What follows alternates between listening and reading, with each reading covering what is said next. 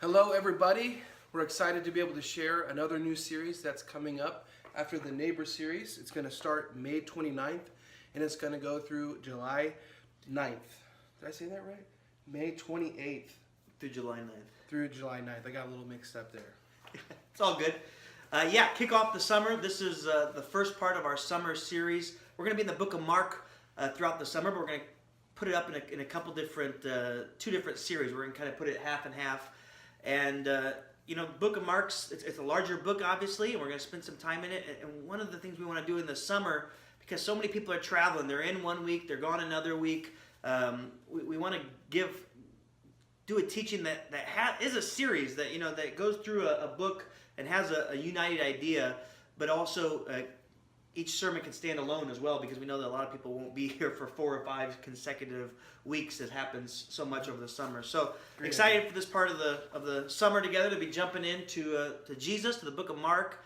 I think that's our sweet spot as his church, and so couldn't be more excited to spend some time in his life and his ministry and all those good things.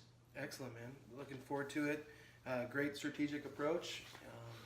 So, tell us a little bit about it.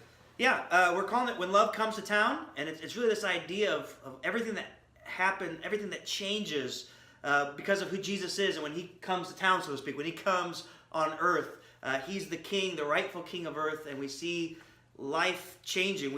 I say in this series, Big Idea, that Jesus is king. His reign breathes beauty and life back into God's creation. It brings God's creation back into what it was intended to be. It brings you and me back into who we were intended to be. And it undoes the destruction of sin and death. And so we kind of see, this changes everything. Jesus' life, him as king. When love comes to town, nothing's the same again. I was telling you, this is also a title of a U2 song some of you might recognize. So they're going around this year and doing their 30th anniversary for the Joshua Tree. And they may just play this song. This was on Rattle and Hum with U2 and B.B. King. So if anybody, I don't think I'm going to be able to go to the concert.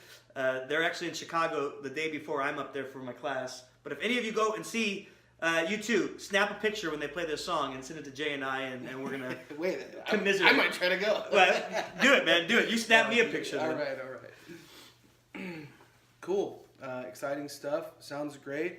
You want to walk us through it? Yeah, let's walk through it. If you got your graph, join us. I hope this will be helpful for you guys. In week 1, we're going to look at the introduction that Mark has to who Jesus is. And Mark kind of just hits us like a train.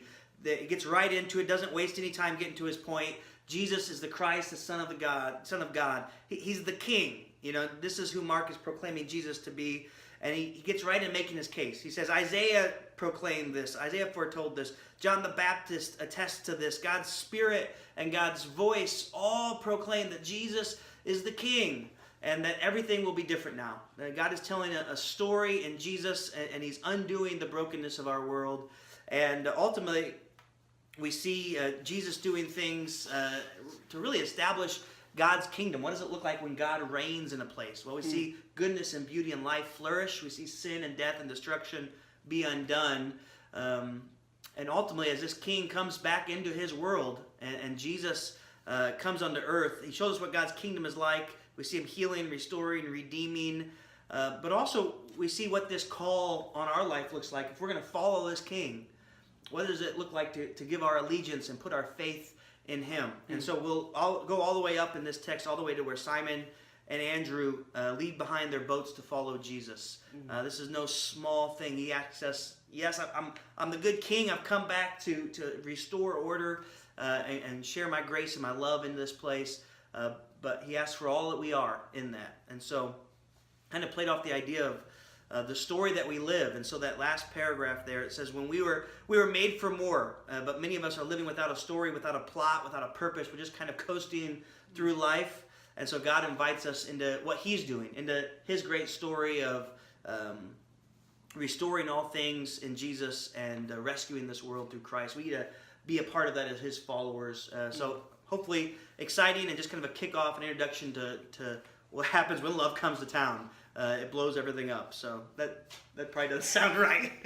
I mean, it blows the lid off the place. Right. It changes things. Yeah. So good stuff.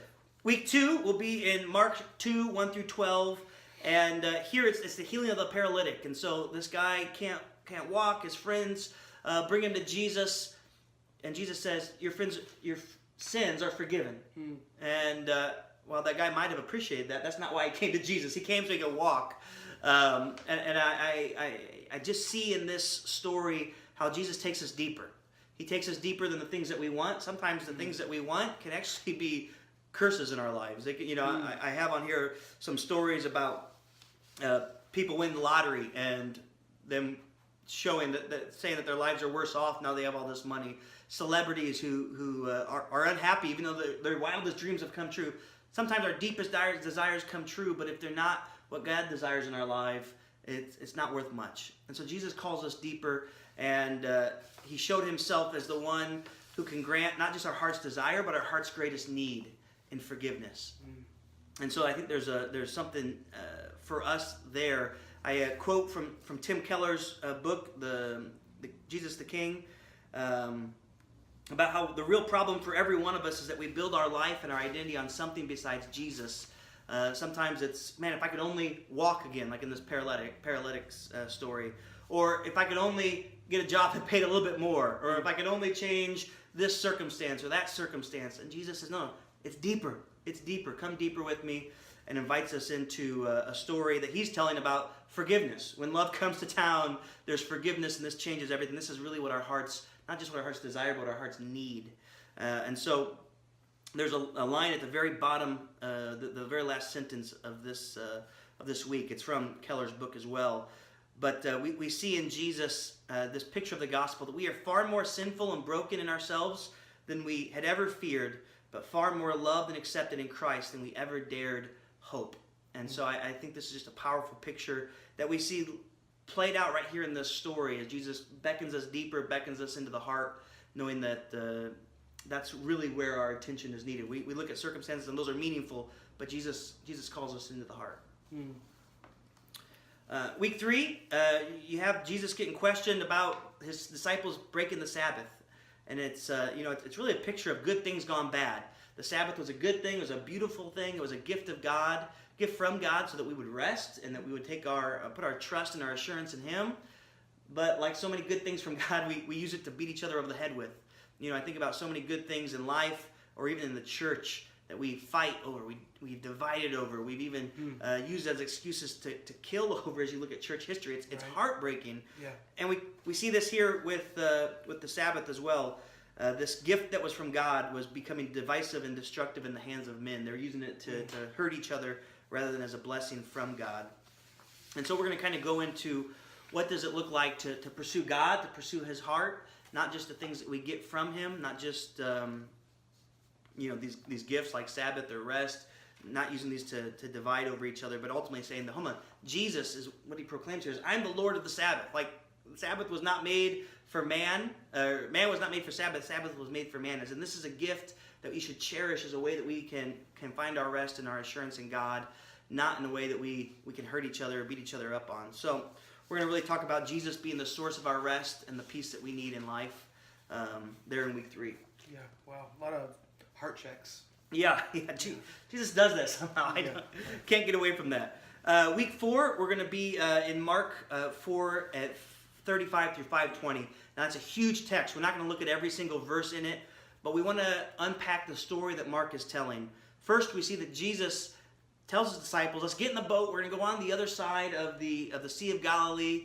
While they're traveling across the Sea of Galilee, a huge storm breaks out. All Jesus' disciples are freaking out. And so they wake up Jesus. He calms the storm. And then the disciples are freaking out even more. Who is this that can calm the seas and the storm? After the storm passes, they get onto the other side of the Sea of Galilee. And there Jesus meets, not just does he have to control nature. Here he's going with the supernatural. There's a demon-possessed person who's been hurting themselves, who's been an outcast of society. And we see Jesus' power both over nature and the supernatural. And so we really see Jesus' authority as king over all things in this. And so we're going to go through that, and we're going to go through the text. But what really struck my heart as I was reading this as well is that Jesus went through all of that. He went to the other side of the sea just to heal one person. And then he came back, and that was it. And it just reminds me the lengths that Jesus would go to for one person, just to see one reached with his grace. And so you want to challenge us with that same idea. Do we share that same heart? Do we understand that God has done that for us in Jesus? As well as, are we willing to extend that heart to others in need around us? What are we willing to do just for one? I think it's a powerful picture of Jesus' heart in that long story. So we're going to try to simplify and shorten the story, but really draw out Jesus' authority, but also his heart for us in that. Yeah, it seems counterintuitive for someone to have so much power and to have such a heart that you're talking about, the power over nature and natural things, and even over the supernatural, and yet has such a heart of compassion even for the one. Yeah, that's really powerful. And it's a great transition, because in week 5 we're going to talk about Jesus feeding, and I think what Mark does here is powerful, because Mark says Jesus had compassion on them. He had these followers, these people who were coming to hear his teachings. He had compassion on them because he saw that they were like a sheep without a shepherd. Mm-hmm. And that's really a clue, I think, that Mark is giving us about the identity of Jesus in this story. Jesus is a shepherd who has compassion, who cares for the people and the things that are around him. And so rather than just send them off and tell them to go away, rather than let them fend for themselves, he performs this miracle, again showing that heaven and earth are in his hands. Yeah. He's the one with the power, but really showing his heart to care for them. Mm-hmm. And this is pulling on some long, strong history in the scriptures. So I have up here Psalm 23 and Ezekiel 34. Give Ezekiel 34 a read through. We're going to touch on it in the scripture. You see that Ezekiel is prophesying and basically saying the shepherds of Israel, the leaders of the people in Israel, are out for themselves. They're, the sheep are starving and the shepherds are fat. They don't care about the sheep when they're hurt. They don't do anything. And so in that text, God prophesies that I myself will come and I will shepherd my people. And I think we see that in Jesus, and where Jesus says, I am the good shepherd, and the good shepherd lays down his life for his sheep. This is Jesus' heart right here in Mark, that he has compassion on them. He sees them as sheep without a shepherd, and then Jesus is the good shepherd then. Week 6, we jump into Mark 7, 24 through 36, and you have 2 stories here of Jesus interacting with Gentiles.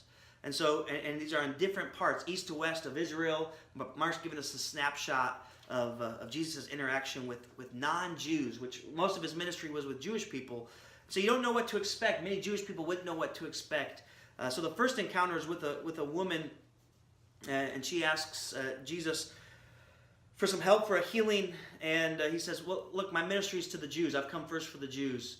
And that would be like taking the children's bread and throwing it out to the dogs. Wow. And that can be really strong. Yeah, really strong language, really offensive language.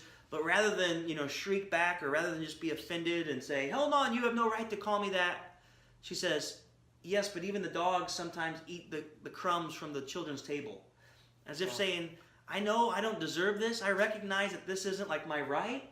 But God, I'm calling out on your goodness. I'm calling out on your grace, Jesus, to provide this for me." And so you have a beautiful picture of submission, of just calling out to Jesus. Again, I quoted the same phrase from Keller. In the gospel, we see that we're far worse off than we ever believed, but at the same time more loved and accepted than we ever dared to hope. And I think we see that picture there, that she understood that she had no right, and yet she just clung to Jesus' love and grace to people. And Jesus did give her that healing. Almost immediately, we find Jesus on the other side of the country. And here, a man who's deaf and dumb. That's probably not the right way to say it anymore. But he can't speak and he can't hear. And Jesus heals him. But what's so fantastic about this, we've seen Jesus do this before. We've seen many miracles of Jesus' healing, so it's not a surprise. But what Jesus does is he pulls this man aside. He doesn't make it about the crowd. He doesn't do it to embarrass the man. He doesn't even make it all about himself. Jesus is like super empathetic and understanding where this guy has to be in his life. So he pulls this man into a private place. And then, the guy can't hear. He can't speak. He can see, though. And so you see Jesus gesturing and Jesus touching and Jesus kind of reaching down into his level, speaking to him in a way that he can understand. And ultimately, Jesus heals him. And this man is so astonished, His friends are so astonished when he goes back. Actually, Jesus tells him not to tell anybody. And he goes up. He can't stop talking about Jesus. Right. And they say, who is this man that he has done all things well? We just can see Jesus' heart for those who are easily overlooked and abandoned. We see his heart here for the Gentiles. But I think Mark's also putting these two stories right next to each other. So we also see some of the fulfillment of God's promise. So in Isaiah 35 and in different places we see some of these promises. There's a promise that the Messiah will come and the eyes of the blind shall be opened, the ears of the deaf unstopped. The lame man will walk like a deer and the tongue of the mute will sing for joy. Waters will break forth in the wilderness and streams of water in the desert. This is what Mark is saying is happening here in front of us. That yes, the deaf and those who can't speak are having those natural gifts restored to them. The nations and the Gentiles are having a picture of God's light being brought to them. Mm-hmm. But this isn't just coincidence. This isn't just an accident. This is something that God has been about, bringing fresh streams of water into the desert. This is the refreshing of what it is to recognize Jesus for who he is. This is what happens when love comes to town. Week 7 then, our final week in the first part of our Mark series. This is kind of the culmination of the first part of Mark's gospel. Jesus takes his disciples from Galilee to Caesarea Philippi, which I know you don't have a map in front of you, but it's a 3 days journey. It's a journey into Gentile country. And Caesarea Philippi was famous for its temples. It had temples to the Roman emperors. It had temples to the Greek gods. And this was what it was known for. In fact, the ruler of that time, one of Herod's sons, he made it great with this idea that it would be full of ways that man honors gods and honors nobilities and honors the important things. And so Jesus marches his disciples into kind of enemy's territory. And in fact, there's the Jordan River, part of the Jordan River starts from right underneath this mountain that Caesarea Philippi is on.